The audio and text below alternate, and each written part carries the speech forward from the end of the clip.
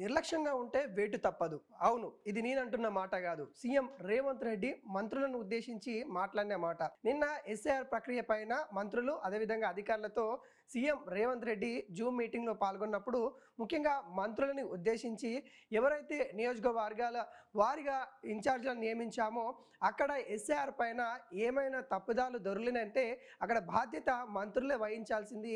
ఎవరన్నా నిర్లక్ష్యం చేస్తే భారీ మూల్యం చెల్లించాల్సిందే అంటూ సీఎం రేవంత్ రెడ్డి కొంత ఫైర్ అయినట్టు కూడా తెలుస్తూ ఉంది. ఇప్పటికే ఎస్ఐఆర్ ప్రక్రియ తెలంగాణలో మొదలయ్యింది.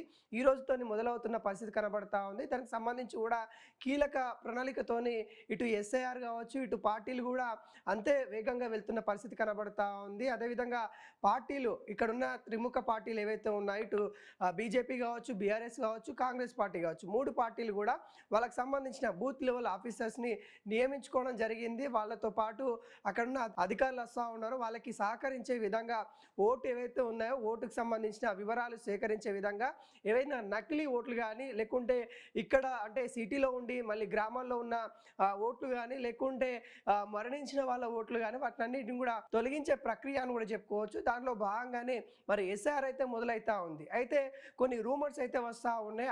కేంద్రంలో అధికారం ఉన్న బీజేపీ పార్టీ పైన ఏదైతే అక్కడ అధికారం సాధించాలన్న లక్ష్యంతో ఏవైతే అపోజిషన్ పార్టీలు ఏవైతే ఉన్నాయో వాటికి మద్దతుగా వచ్చే ఓట్లన్నీ తొలగిస్తూ ఉన్నారు. దాంట్లో భాగంగానే అక్కడ విజయకేతనం ఎగురవేస్తూ ఉంది. పశ్చిమ బెంగాల్లో వంటి ఆ రాష్ట్రాలలో అలానే జరిగింది. నరేంద్ర మోడీ ఎస్ఐఆర్ని తీసుకొచ్చిన తర్వాత అక్కడ ఓట్లు తొలగించిన తర్వాత అక్కడ బీజేపీ గెలిచిన పరిస్థితి కనబడతా ఉంది.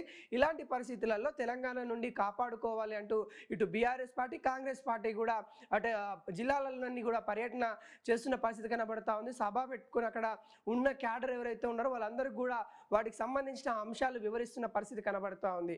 అయితే అధికారంలో ఉన్న కాంగ్రెస్ పార్టీ మళ్ళీ అధికారంలోకి రావాలంటే మరి ఎస్ఐఆర్ సంబంధించిన ప్రక్రియ సజావుగా జరగాలి. అదేవిధంగా కాంగ్రెస్ సంబంధించిన ఓట్ బ్యాంకింగ్ ఏదైతే ఉంటుందో దాన్ని కాపాడుకునే పనిలో పడిన పరిస్థితి కనబడతా ఉంది. దాంట్లో భాగంగానే మరి మంత్రులను ఉద్దేశించి సీఎం రేవంత్ రెడ్డి కీలక వ్యాఖ్యలు చేసినట్టు కూడా కనబడతా ఉన్నారు. ఏ మంత్రి కూడా నిర్లక్ష్యంగా వివరిస్తే వాళ్ళకి వేటు తప్పదు అనే విధంగా సీఎం రేవంత్ రెడ్డి చెప్తున్న పరిస్థితి కనబడతా ఉంది. ఇప్పటికే సీఎం రేవంత్ రెడ్డి కొండా సురేఖ పైన, జూపల్లి, వాకాటి శ్రీహరి పైన, అడ్లూరి లక్ష్మణ్ పైన అయితే కొంత సీరియస్గా ఉన్నట్టుగా కనబడతా ఉంది. వాళ్ళ తీరు కూడా కొంత వ్యవహారం మార్చుకోవాలి అన్నట్టుగా కొన్ని సూచనలు కూడా చేశారనే విధంగా మనకైతే తెలుస్తూ ఉంది. దాంట్లో భాగంగానే ఇంకా మనం లోతట్టుగా ప్రజల దగ్గరికి వెళ్ళాలి.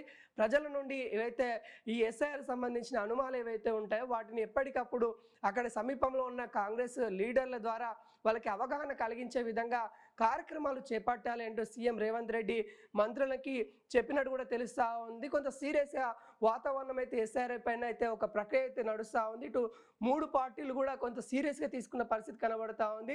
దాదాపుగా ఒక్క పార్టీ నుండి 10,000కు పైనే మరి సంబంధించిన అధికారులను నియమించుకున్నట్టు కూడా తెలుస్తున్న పరిస్థితి కనబడతా ఉంది. వాళ్ళకి సంబంధించి ఎవరైతే పార్టీ క్యాడర్ ఎవరైతే ఉంటారో వాళ్ళందరినీ కూడా నియమించుకొని దీనిపైన ఒక యుద్ధ ప్రకటన చేస్తూ ఉన్న పరిస్థితి అయితే కనబడతా ఉంది. మొత్తానికి ఈ ఎస్ఐఆర్ ప్రక్రియ తెలంగాణలో మొదలైంది కాబట్టి ఎటువంటి అంతరాయం కలగకుండా ప్రజల నుండి కావచ్చు లేకుంటే అధికారులు కావచ్చు ఎటువంటి ఇబ్బందులు కలగకుండా సజావుగా జరగాలన్నట్టుగా ఇటు ప్రభుత్వం కూడా ఏర్పాట్లు చేస్తూ ఉంది. అక్టోబర్ మొదటి వారం కల్లా వీటికి సంబంధించిన పూర్తి వివరాలు వచ్చే అవకాశాలు కనబడతా ఉంది. ఫైనల్ ఓటర్ లిస్ట్ వచ్చే అవకాశాలు కనబడతా ఉంది. ఆ రోజు ఎంతమంది ఓటర్ తొలగింపు చేస్తూ ఉన్నాము, ఎంతమంది ఓటర్స్ ఉన్నారు, దాంట్లో మహిళలు ఎంతమంది ఉన్నారు, దాంట్లో పురుషులు ఎంతమంది ఉన్నారు, దాంట్లో ఏజ్ క్యాడర్ వైజ్గా అంటే 25 బిలో ఎంతమంది ఉన్నారు, మళ్ళీ 45 బిలో ఎంతమంది ఉన్నారు, 50 ఎబో ఎంతమంది ఉన్నారు అనే వాటిపైన కూడా మొత్తం నివేదిక వచ్చే అవకాశాలు అయితే కనబడతా ఉంది. మొత్తానికి 3 పార్టీలు కూడా ఒకే ఎజెండాతోని ముందుకు వస్తున్న పరిస్థితి కనబడతా ఉంది. ఓట్లు తొలగించే ప్రక్రియ ఏదైతే ఉందో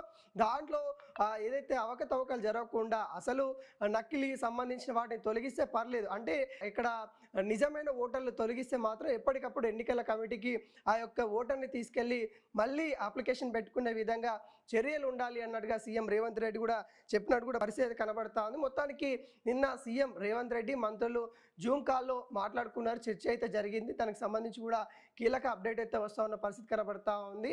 ఎస్ఐఆర్ పైన ఉక్కుపాదం కాంగ్రెస్ పార్టీ అయితే చేయడానికైతే ఒక ప్రణాళికతో వెళ్తా ఉన్నట్టుగా తెలుస్తూ ఉంది.